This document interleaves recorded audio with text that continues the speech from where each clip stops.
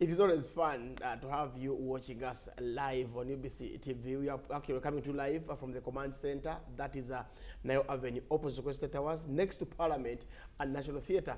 My name is Ruben. I'm joined by Mike. Today we have Chan. Uganda only came back with a point, and I did make it here that we had to get at least 3 points to get back home, to bow back home, and make sure that the fans get that excitement. And then, of course, we talk about the Australian Open, where Novak Djokovic is back home. He was beaten yesterday, and Fonini, the Italian, was also beaten by Thomas Berdych.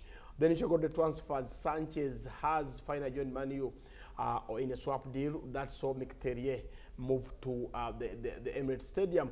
And lastly, we talk about Aubameyang. Is he on the verge of joining Arsenal? Would there be a swap deal between Arsenal and Dortmund? All that will be coming up shortly. I'm joined by Mike as we proceed.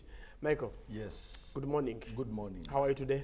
I'm just so fine. Yes. Yeah, having that celebration of Swansea after having enjoyed the game between Liverpool and Swansea.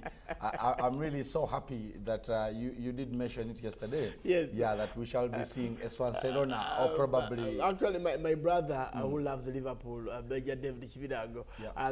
I know he's seated in his sitting room in Bokoto trying to watch the show. But he's not happy about that loss, and I will tell him not to beat the children because they didn't play the game. Okay. Liverpool just lost against Swansea. So, David, you don't beat anybody. It's just a game. You don't have to film at anyone. But let's start with the Chad, Michael. When Mitchell was the coach for the Cranes, we actually had a good results for Chad. At least we came back with 4 points, and then he came back with 2 points from Rwanda here. Now, the new coach you came up with, that is Sebastian Desabre, can't even get 2 points in 3 games. So, are we really destined for greatness, or we are doomed?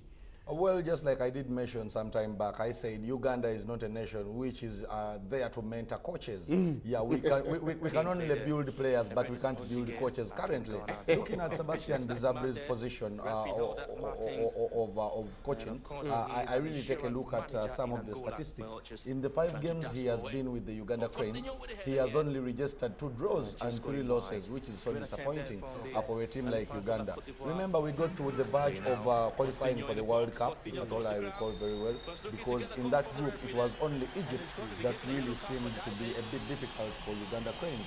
So I think if at all we got to a point of almost making it to the World Cup finals of 2018, I think we should have performed better in the Chan Championship. So he's left with another trial, because we're now heading to the Africa Cup qualifiers, which will be taking place down in Cameroon 2019. Okay. We are going to go for the qualifiers. We have minnows only: Cape Verde, Tanzania, and Lesotho. So here comes a very big test for Desabre. If at all he cannot collect maximum points, because we've already registered 3 points from the fixture up against Cape Verde. Yeah. So we want maximum points home and away from Lesotho and Tanzania. That is the only way we can have him survive. But without that, he's going to be off to France very soon. Yeah, because he's getting a lot of money, by the way. Or to Cayenne. You know, France has many cities. He might be going to Troy. Because he is earning a lot of money. Whereby true. I think, if at all, probably the whole technical team of Matia Lule, Fred Kajoba, and the gentleman in that is Basena, if at all they were given that 72 million shillings every month, the 3 of them, I think they would be performing to the best of their ability. But they also come to the team and come with their scouted players, because they know they'll be getting money at the end of the day after those players have been scouted for greater destiny. So they also come out with their different plans besides the Cranes motto, whereby we think we shall be going further every day that goes by. But here comes the Cranes team, which goes for a big championship, and they only take a single point, as if they didn't go with our billion. No, but Michael, what I agree with you is about the coach. You did actually mention here that the coach should deliver 5 games, 2 losses and 3 draws. Is not good enough for an international coach. And when for me, I did caution it here when they talked of Karusha Malia. And I'm like, you don't ask your wife to get you a wife or a boyfriend. True. She's going to try and fail everything. So Karusha Balia, we are in the same group with Zambia. He would never have got us a better manager, better than Desabri. Because me, I would love to hear that FUFA has actually contacted Ancelotti to see if he can come here and take and over help the job. us in the Yeah, coach FUFA selection. can even contact the Big Sam at Everton to make sure that we can also find that you can come here and coach the team. But the group here, Michael, Zambia leads the log with 7 points, but goal difference of 4. Then Namibia also have 7 points from 3 games played. They have won 2 and drew 1. Plus a goal. Actually, they have 2 goals. And then Uganda, the Cranes are also as well lying third. The only achievement from the Zambia is actually to become third.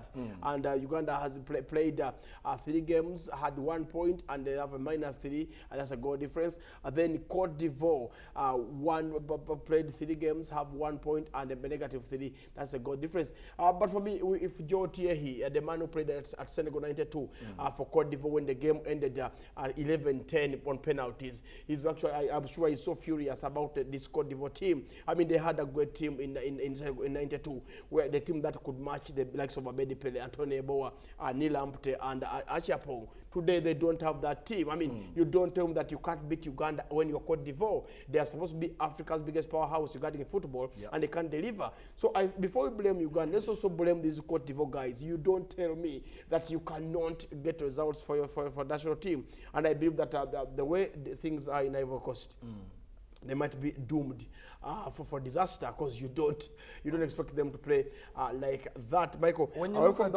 look at these Cote d'Ivoire gentlemen, I only think that they are not so good when it comes to domestically best players, but they have a couple of professional players. Look at Solomon Kalou. Solomon Kalou every year is another teenager. He can sprint left, right, and he has that kind of pressure. Against San Marino, Farah and Ruthweni, against who? Against any African side. That is why we've always seen a Cote d'Ivoire qualifying for the Africa Cup of Nations finals every year that goes because by. the group they are actually best in. You can have Lesotho in the group. You can have Namibia, and then you're going to qualify. Then Seychelles and Ethiopia. You will qualify. Okay. So just get a group that has Cote d'Ivoire, as Senegal, Uganda, and let's say Malawi. They will not qualify. Okay. They will not qualify. So. So, Michael, let's go to the Australian Open. Novak Djokovic, one of the big seeds on the tour. What happened to him? Well, Novak Djokovic has always been battling injuries in the previous season. You remember very well, he got an elbow injury, which made him step out of a couple of fixtures there. Then he faced an ankle injury. So he has been just returning from injuries day in, day out. And here comes Thomas Badish, who is so focused and so passionate of making it to the next round. So when you look at the game that was played between Novak Djokovic, the 14th seed, up against that is Chung. Chung came out to win all the 3 sets. Chung is Chinese or Korean? No, he's Korean. He's another Park Ji-sung or Kim Yoon-sung from Tottenham Hotspur. So they all came out to celebrate together with Chung on the Twitter handle. But when you look at the entire game, you can get to see that in the first and last set, these 2 gentlemen had to go for a tie break, whereby the people who were out there enjoying this fixture really enjoyed. The Korean was just spot on when he was playing up against Novak Djokovic. He got to know that this is a world-class gentleman, so I have to up my game. And this is one of the reasons as to why we saw the focused Chung coming out to win up against Novak Djokovic in this fixture that was on the round of 16. So currently Chung has made it to the last round. That is the round of 8. Yeah, and when you look at this here, I mean, for me, I think Chung, your friend Chung, led the first 2 sets, and that is 7-6, 7-5. And I think Chung was prepared to take on Djokovic. Yeah, true. And these big guns should know that the Minos come prepared. Leave on the Duncan Mugabe versus the Dinish Bidige duo, where they can't even show us the best tennis in Uganda.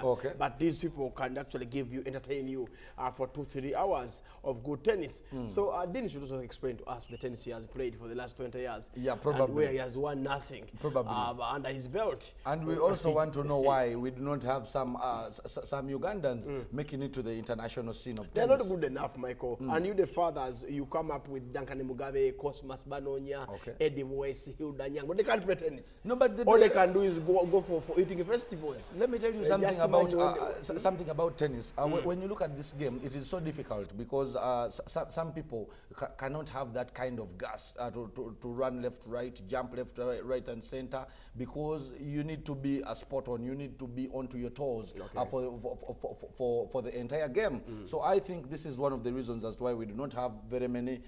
That is why we do not have very many Ugandan tennis players. Well, Michael, away from that, let's go to the transfers. Enrique Mkhitaryan is a national player. Let's first get his interview, then I shall get back shortly. You're finally an Arsenal player now. How does it feel? I'm very happy. Yeah, we could finish this deal, and I'm very happy to be here.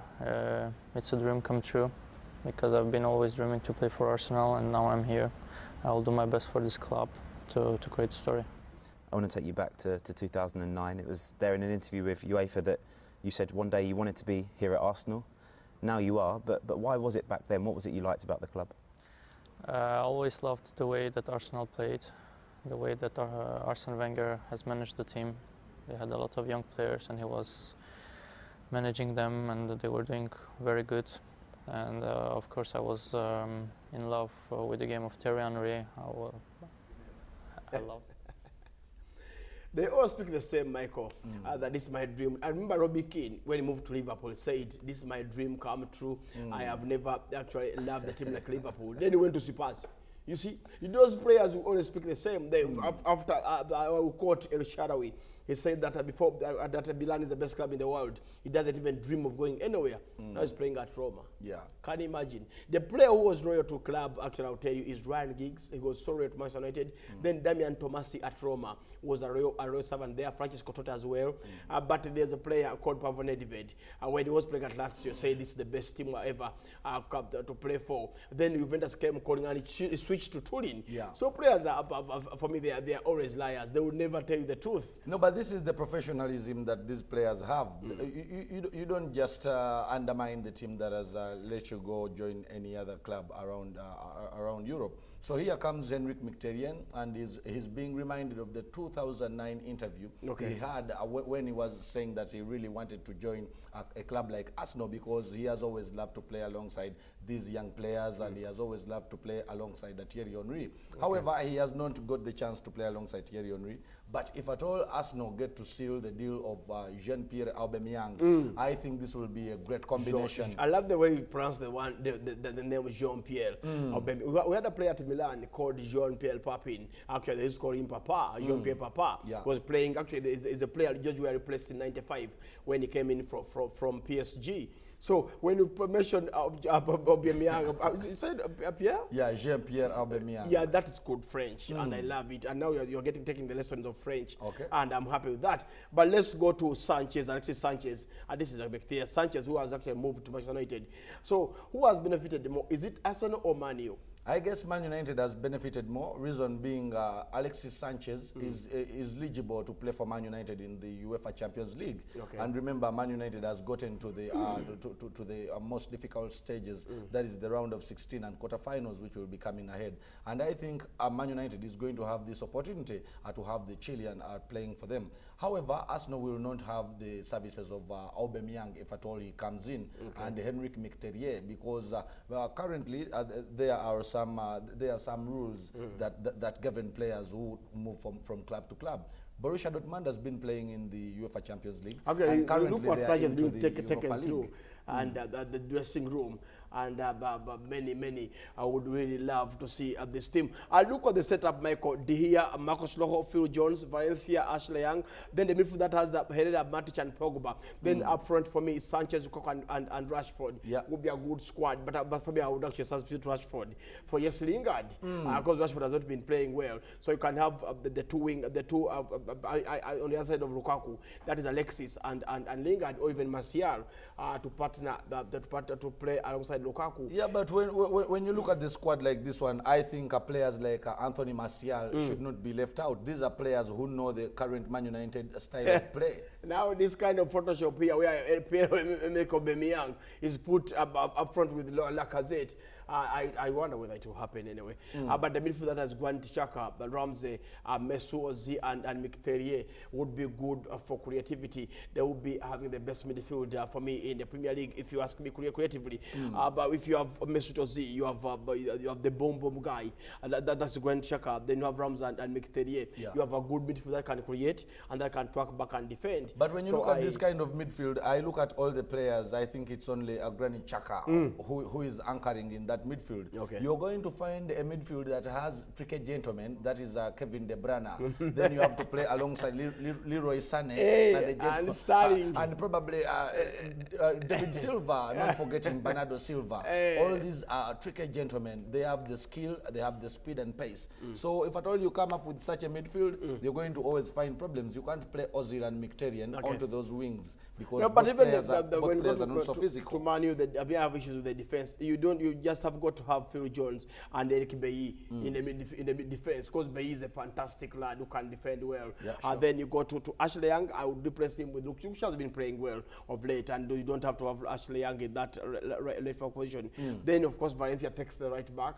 Then the midfield three of Matic, Herrera and Pogba. Yeah. For me it could stay. Then of course, like I said, I would substitute Rashford for Lingard. I would put the Lingard, then Lukaku on top and have Sanchez as a supporting striker as well. So I think Manchester United with Sanchez, they have got a good lad, a good striker who can give them that extra dimension, because he can cross the ball, he can shoot at goal, he can run down the flanks. So I think he's a good player. They have got a good player. That is Alexis Sanchez. True. When you look at some of the statistics here, you can see that Sanchez in the season of 2016-2017, he got 38 Premier League appearances. This means he played in every game in that season, having scored 24 goals, having a 0.63 percentage of goal average. Then 2017-2018, he has 19 games played with 7 goals scored, whereby I can think that he has got a kind of retardation when it comes to the issue of hitting the back of the net. But here is Sanchez, who has joined a team that is having the theatre of dreams. Okay. He has come to a team that is going to give him that trophy glory. He's going to he's going to get the test of the UEFA Champions League. He's going to get the test of big trophies around Europe. There's no FC Basel to play against. There is Barcelona, there's Juventus. So Man U might face it rough when they come against the big boys. They might not even qualify for the next phase. But anyway, Michael, finally, Liverpool 0, Swansea 1. It was a great game I really enjoyed, having seen that Swansea team coming up with with a very good game plan, having the return of players like Leroy Farr and Wilfred Bony. I saw Liverpool trying to fight back up to the 93rd minute, where we saw Roberto Firmino hitting the woodwork to make sure that he hits the back of the net. But a gentleman in a gentleman in the gentleman in Mawson came out to score that lonely goal for the Swansea side, which really kept the momentum coming. Okay. But the Liverpool side also tried their level best to at least score a goal up against Fabianski. But Fabianski was so good on the day that he didn't give any of these players a chance to hit the back of the net. That is the goal scored by Mawson, and that is the goal that made the difference in this fixture. So I think Swansea currently has managed to at least take it to 20 points in the Premier League. However, they are still lying bottom of the log, but they have taken it to 20 points with a goal difference of -25. Okay. So they will be playing to the best of their ability in the next game to step out of the relegation zone. Here is Liverpool for you. Having lost this one, Jurgen Klopp has to get down and pull up stockings, because we have big games coming ahead. He has a Man United to play. He has Man City, Chelsea and Arsenal. Well, Michael, times are our best ally. We've got to let it at that. But like I told you about David is watching from his sitting room, and he loves Liverpool. So I know he's not happy with that result. So Major David Chidango, please. But they were just unlucky because they put up a very good performance. Liverpool was so wow on the day. They hit the woodwork in and out. They don't mention that when you lose a game, Michael. Yeah, you hit the woodwork and you don't score goals. You can be unlucky on a day. You can be unlucky. Have a good day, Michael. I'll see you soon. Thank you very much. But that's it from the sports this morning. Thanks so much, Eddie Mwesi, for that wonderful work done there, plus everybody who has made it happen this morning. Up next is GMU Agenda. Good morning.